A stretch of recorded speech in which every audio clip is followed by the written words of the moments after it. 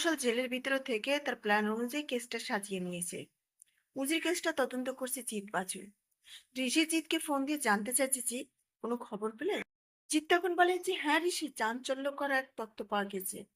Control room থেকে খবর এসেছে উজির এই অবস্থার জন্য নিশাই দায়ী। নিশা বলে হোয়াট? আমার বোনকে আমি মারতে চাইতে পারি না, আর আমার বোনকে আমি কেনই মারবো? ঋষি তখন বলে যে কেন, আগে একবার চেয়েছিলেন না?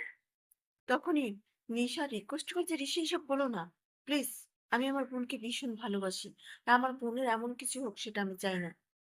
তখনই জিৎ বলে কেন? তাহলে এই মেসেজগুলো কে করেছে? আমরা একটা রেস্টুরেন্টে খেতে যাব, সেখানে খাবারের সাথে এমন কিছু মিশাবে যাতে উজি অসুস্থ হয়ে শেষ হয়ে যায়। কারণ উজি পুলিশ হয়ে এই স্ক্যামিং বন্ধ করুক, সেটা আমি চাই না। নিশার চোখ দিয়ে টপ টপ করে জল পড়ে। নিশা বলে, জিৎ এসব আমি কিচ্ছু করিনি। কিন্তু দুর্জয় ঘোষাল তার প্ল্যানটা সে কি সাকসেস করে নিয়েছে। দুর্জয় ঘোষাল বলেছে যে নিশা, তোমার জীবন আমি বিষিয়ে দেব। এই কলকাতা শহরটা আমার, এর আনাচে কোনাচে আগা করে সব আমি চিনি। এর প্রত্যেকটা বাতাস, প্রত্যেকটা দোলা সব আমার চেনা।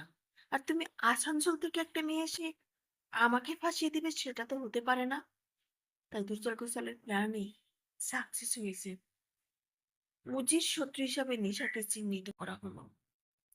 উজিও কি সেটা বিশ্বাস করবে? দেখতে হলে কিন্তু চোখ রাখতে হবে আজকের জোয়ার ভাটা।